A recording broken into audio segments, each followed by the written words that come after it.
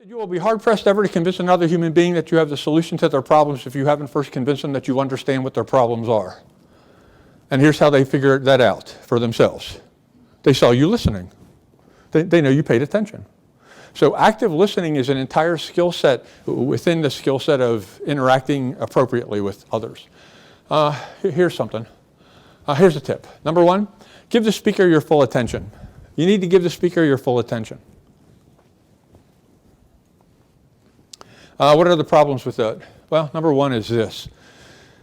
That dead time between me speaking and you listening, 50,000 conversations a day. You have 50,000 conversations with yourself a day, 50,000 a day. So because you're filling in all the dead space. And so right away, understand this. So I'm in a negotiation with one other person across the table. While I'm talking, they're listening to me perhaps and having an internal conversation. So there's more than two people at the table. You with me? And then when I stop and they start, I'm sort of listening, but then I'm figuring out a response to what it is they just said. There's like 5 or 6 different people at the table, which again is going to be a problem, obviously, unless you learn to refocus this. You refocus it in your head. You change the internal language. If you hear the words I, me, myself, my, or mine, I, me, myself, my, or mine, you are not listening to them. Self-talk is almost always about the most important person you know in the world, which is you. So if I'm sitting with Ivy and she's having this conversation like we talked about a minute ago, and I hear myself say I, me, or mine, and she's still talking, oh man, I just went away. I mean, she knows my eyes didn't go away, but I just went away. And you said it, we all know that she's going to see that. So how do I hear that and trigger the appropriate response? How do I unlearn my intuitive self and learn how to do something else? Change the internal language. She, he, they, them. I wonder why she's telling me this. I wonder why this is important to her. I wonder why they feel that way. If you change the internal dialogue, you change the focus back to them. Multitasking is a myth. Reticular activating system is a set of neurons around the brain that tries not to allow you to do 2 things at the same time. It has got nothing to do with that you're 22 and I'm 72.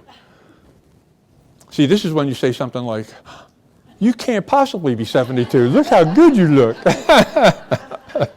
Let's try that again. It's not that you're 22 and I'm 72.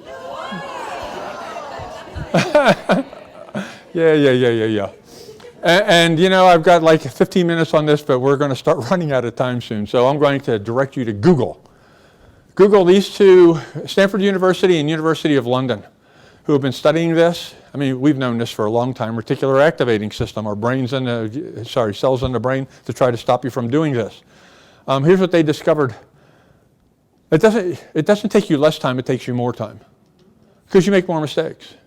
Because the brain can't do 2 different things at the same time. Simple things, yes, but multitasking came from computers. We think computers multitask. Do they? No. Not really. I mean, if they're simple programs running, yes. If you go from one complex program to another, whether you have a Mac or a PC, what you'll see is the little time wheel spinning. I need a minute. I got to switch out of this one to get to this one because I can't do 2 things at the same time. Doop tilt. I call this the Doop tilt. Any of you have dogs at home? Yeah, well then you know when your dog's listening, don't you? Because they do this. So when you're listening to somebody, you should strike the position of active listening.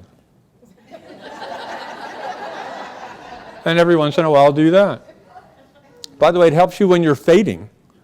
When you're fading, when they've been talking too long and you know that listening is significant and you can feel yourself starting to slump and try to give yourself a cognitive pep rally, well, that won't work because you're exhausted. They've been talking for an hour, for crying out loud. So how do you gain control back? You put yourself physically in the position of active listening. If you've ever been sick for a week or 2, had the flu for a week or 2, would you agree with me that if you're physically sick long enough, cognitively you slow down? Yes. And by the way, if you're cognitively, 55% of all the hospital beds in America today are filled by stress-induced diseases. You know what that means, right? Started here.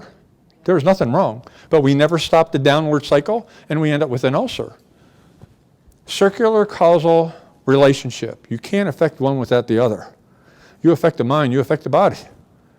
Now, if you're trying to get your mind more alert and it's not working, change how you're sitting physically, and your mind will follow. Don't interrupt. That's hard for me. Well, University of Minnesota's done lots of studies about this. University of Minnesota says that people from the Northeast, we never wait for people to stop talking before we jump in. Because, we know what you're going to say and we know you're wrong, so we might as well stop you. we just step on whatever it is you're talking about. And by the way, people from the Deep South wait as long as 3 seconds. So right away we've got a cultural conflict, right? People from the Deep South think that people from the Northeast are what? Rude. And people from the Northeast think, what about people from the Deep South? Brain dead. I mean, you were supposed to start 6 seconds ago. You waited another 3. Are you awake? So some of this is intuitive, but it's a cultural thing. Don't interrupt them. Don't flinch. When they say something you don't like, look at me. Look at me. Don't do that. That'll stop them. Don't flinch. It's judgmental.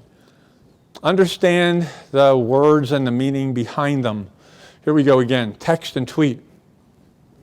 I send you that message, those words. Do you have any idea what I'm talking about? Not if you just read it. It could mean, I didn't say she stole the money. It could mean, I didn't say she stole the money. I didn't say she stole the money. It could mean, I didn't say she stole the money. You with me? It means different things. So text, tweet, that kind of just a written language. The literal translation's not enough. Listening costs you nothing. Costs you nothing. If you're going to make concessions, this will be the least costly concession you will make.